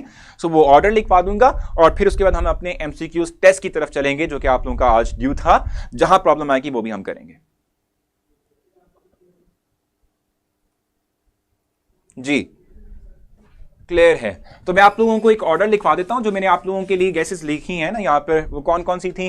नाइट्रोजन, ठीक है, अभी मैं बताता हूं, हमारा जो आप कह रही हैं क्वेश्चन वो भी बता देता हूं। देखो मैंने आपसे कहा था कि कौन कौन सी गैसेस हैं। नाइट्रोजन है, हीलियम है, हाइड्रोजन है और कार्बन डाइऑक्साइड है, ठीक है। इनकी बात हम कर रहे थे। देखो मैं आपको बताऊं, ये तमाम के तमाम नॉन आइडियल हैं। ये तमाम क्या है, नॉन आइडियल हैं। इसका साइज सबसे लार्जेस्ट है, उसके बाद साइज इसका आता है, फिर इसका आता है और फिर इसका आता है। इट मींस के हीलियम जो है it will be more ideal as compare to hydrogen, और इसकी आइडियलिटी ज्यादा होती है एज कंपेयर टू नाइट्रोजन, और इसकी आइडियलिटी ज्यादा होती है as compare to carbon dioxide. तो जब भी आपसे कहा जाए कि which one of the following will be more ideal, तो उसमें आप सबसे पहले क्या करेंगे, आप देखेंगे कि साइज, क्योंकि साइज डिफाइन करता है इंटरमॉलिक्यूलर फोर्स को। जितनी इंटरमॉलिक्यूलर फोर्स थोड़ी होंगी उतना ही आइडियल बिहेवियर कोई एक सब्सटेंस, कोई गैस जो है वो शो करेगी। जी, साइज कह रहे थे आप, चलें साइज बता दूंगा। Size and shape, sir kinetic energy in ideal and non ideal. देखो मैं बताऊं, मरियम के जो काइनेटिक एनर्जी है किसी गैस पार्टिकल या किसी भी सब्सटेंस की, वो डायरेक्टली प्रोपोर्शनल होती है टेम्परेचर के। तो टेम्परेचर के इंक्रीज करने से एनर्जी बढ़ती है, टेम्परेचर के डिक्रीज करने से एनर्जी कम होती है, ठीक है। इस चैप्टर के ये पहला लेक्चर है ना, नहीं नहीं नहीं, दूसरा लेक्चर है भाई ये। अच्छा, काइनेटिक बता दिया मैंने आपको थोड़ा सा मरियम। अगर कोई क्वेश्चन बता देना फिर से। सर सैचुरेटेड के टेस्ट में एमसीक्यूज 4, सैचुरेटेड के टेस्ट में एमसीक्यू नंबर 4 समझा दें। वैसे बिल्कुल ठीक है, लेकिन मैं आपको बताऊं कि मैंने सॉल्व करके आपको प्रोवाइड कर दिया है। अब भी प्रॉब्लम आ रही है तो फिर आप लोग मुझसे कहिएगा, मैं आपको करवा दूंगा, ठीक है। मेरे ख्याल से मैं टेस्ट की तरफ मूव करना चाहिए और आप लोग करेंगे सरफेस फिनोमेना समझा दें।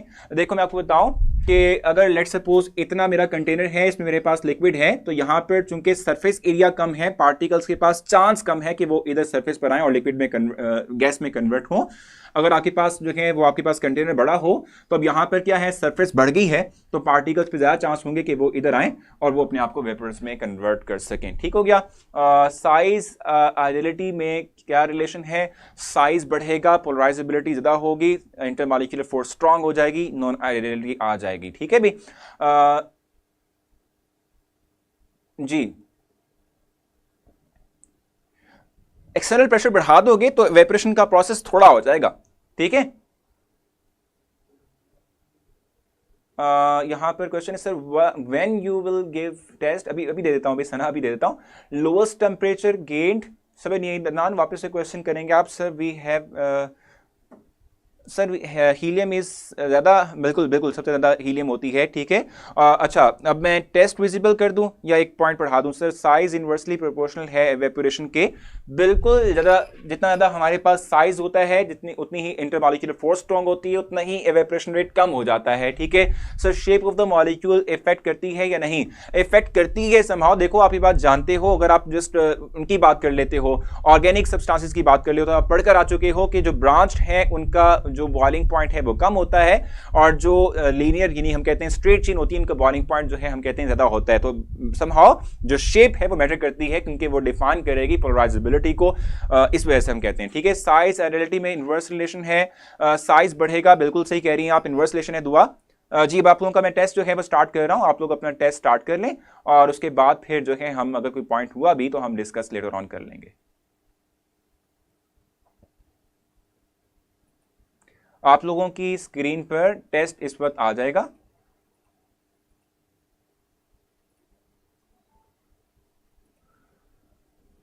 बिल्कुल बिल्कुल, नमाज की ब्रेक आ जाएगी अभी। टेस्ट सर टेस्ट डिस्प्ले नहीं हुआ, अभी कर लेते हैं, अभी कर लेते हैं, बेफिक्र हैं, अभी कर लेते हैं। इस वक्त आपकी स्क्रीन पर टेस्ट आ चुका है। ये 3 मिनट्स का टेस्ट है, जस्ट 5 एमसीक्यूज हैं और यहां पर आज कोई न्यूमेरिकल बेस्ड एमसीक्यू नहीं है। और रीजन क्या है, क्योंकि इसमें कोई टॉपिक ऐसा नहीं था जो कि मैं न्यूमेरिकल बेस्ड आपको एमसीक्यू देता। सो आप लोग देखें इसको। कल का यानी सैटरडे का जो टेस्ट था उसमें क्वेश्चन नंबर 4 पे प्रॉब्लम आ रही है, तो मैं आज पोस्ट करूंगा, उस पर आप लोग कमेंट कर दीजिएगा। जितने लोगों का कमेंट्स होगा, मतलब कमेंट होगा, उस हिसाब से फिर मैं कल आते ही पहले वो करवाऊंगा, फिर हम आगे चलेंगे, ठीक है। क्योंकि आप लोगों को समझना लाजमी है, समझ नहीं आती किसी भी पॉइंट की तो बता दिया करें ना ना अभी, ताकि हम उससे साथ साथ क्लियर कर सकें। और ये बात भी बता दूं मैं आपको कि चूंकि यहाँ स्ट्रेंथ है 110, 115 या 120 स्ट्रेंथ है, सो अगर जो किसी इंडिविजुअल का प्रॉब्लम हो तो वो काइंडली ना मुझे क्या कहते हैं मेरी पोस्ट पे बता दिया करे या मैसेंजर पे बता दिया करे, ताकि फिर ये होगा कि बाकी लोग जो है ना वो उससे फिर क्या होगा कि उनका टाइम किल नहीं होगा ना। ठीक है, हमें तमाम लोगों को इक्वलिटी तौर पे मतलब इक्वली जो है वो टैकल करना है, ठीक है, इक्वली लेके चलना है। सो इसलिए आप लोगों से ये जस्ट रिक्वेस्ट है मेरी कि आप लोग जो है अगर कोई प्रॉब्लम आता है तो जरूर बता दिया करें। ठीक है भी, मैं तो हमेशा हर वक्त ही मतलब ऑलमोस्ट जो है वो ऑनलाइन रहता हूँ। कल भी देखा आपने, आपके साथ ही था, कल इवेंट भी था, साथ में आप लोगों के आंसर भी दिए हैं मैसेजेस के।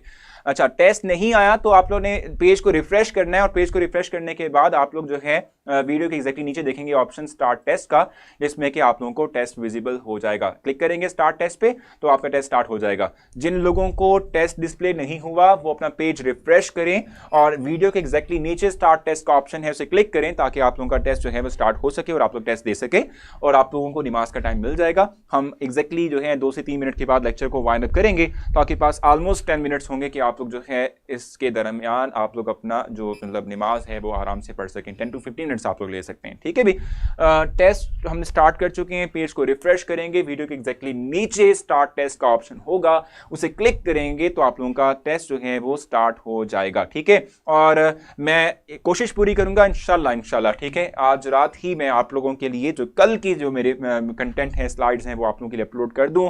आप लोग वो पहले पढ़ लिया करें ताकि आप लोगों को बहुत फायदा होगा उससे, क्योंकि कॉन्सेप्ट पहले ही मिल जाएगा। हम मेजर पोर्शन जो है लेक्चर का व्हाइट बोर्ड पे रखेंगे और उससे जो है हम अपने पॉइंट्स क्लियर करते हुए उसे अप्लाई करेंगे एमसीक्यूज की तरफ। आज जो टॉपिक्स थे उसमें एमसीक्यूज जो हैं उस पर एमसीक्यूज की रेंज कम है बेसिक तौर पे। ठीक है, लेकिन फिर भी मेरा दिल चाह रहा था कि मैं आपको व्हाइट बोर्ड पे एमसीक्यूज समझा सकूं, लेकिन टाइम की लिमिटेशन है।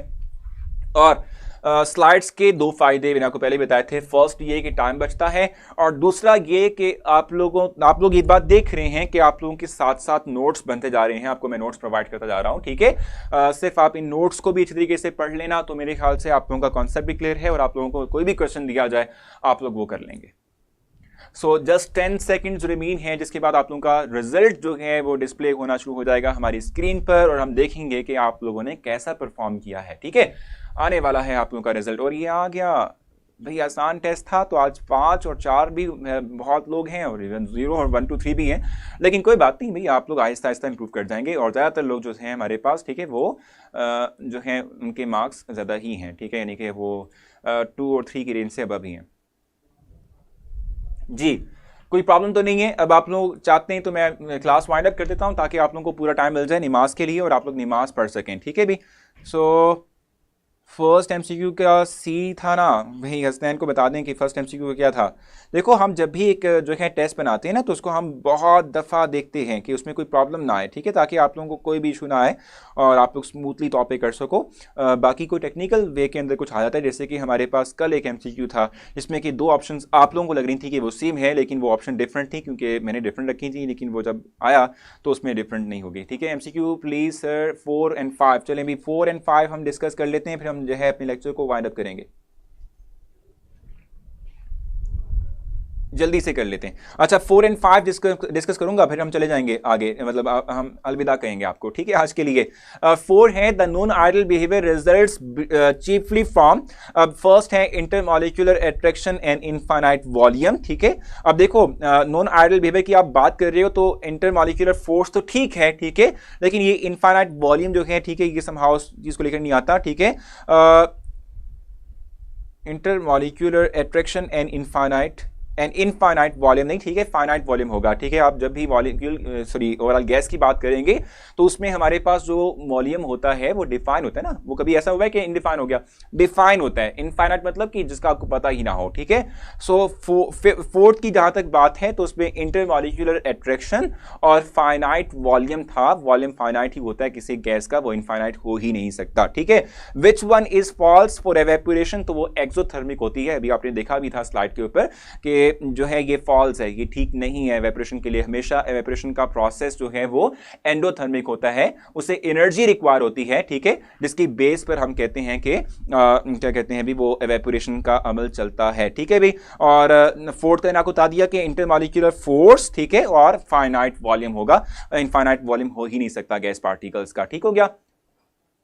Sir but gases cannot liquefy through Lind's method, so why this is incorrect. ठीक है, देखो मैं आपको बताऊं, Lind's method के थ्रू आप लोग जो है सिर्फ हीलियम और हाइड्रोजन को ही जो है वो कहते हैं लिक्विफाई नहीं कर सकते, बाकी सबको कर सकते हो आप लोग। ठीक है, अच्छा मैं अब आप लोगों को ब्रेक दूंगा, आप लोगों में से जिसने नमाज पढ़नी वो नमाज पढ़ेगी। जहां तक आप लोगों को कंफ्यूजन है कि टेस्ट का, तो वो आप मुझसे, मैं आपको पोस्ट कर दूंगा, उस पर आप मुझसे कमेंट करेंगे, मैं वहीं पर आपको उसका आंसर भी दे दूंगा, सेटिस्फाई कर दूंगा। ठीक है, प्रॉब्लम आएगी तो हम उसके लेक्चर रख लेंगे यार, कर लेंगे। ठीक है, हमारे पास टाइम तीन महीने का है, सिलेबस जो है हमारे पास डिफाइंड फॉर्म के अंदर है। अपना ख्याल रखें बहुत सारा, मिलते हैं इंशाल्लाह कल, और मैं आप लोगों को पोस्ट करूंगा, उस पर आप अपनी कंफ्यूजन को इजहार करेंगे। अल्लाह हाफिज।